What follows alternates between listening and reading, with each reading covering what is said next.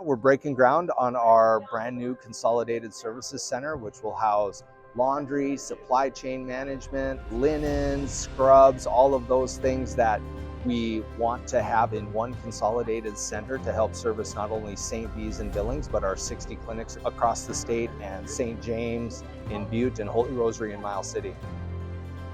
The most important thing is just to solidify the ability of our healthcare providers to do what they do.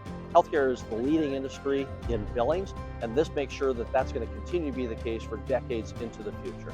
You know, there's times in Montana when weather impacts shipments, weather impacts critical life-saving supplies, to not to have to be so reliant on that and to be able to store them here.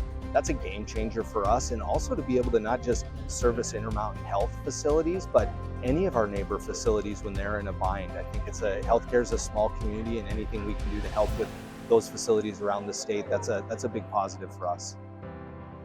But you have to have supplies in healthcare, and this is going to guarantee the availability of those supplies, everything from laundry to pharmaceuticals, for years into the future.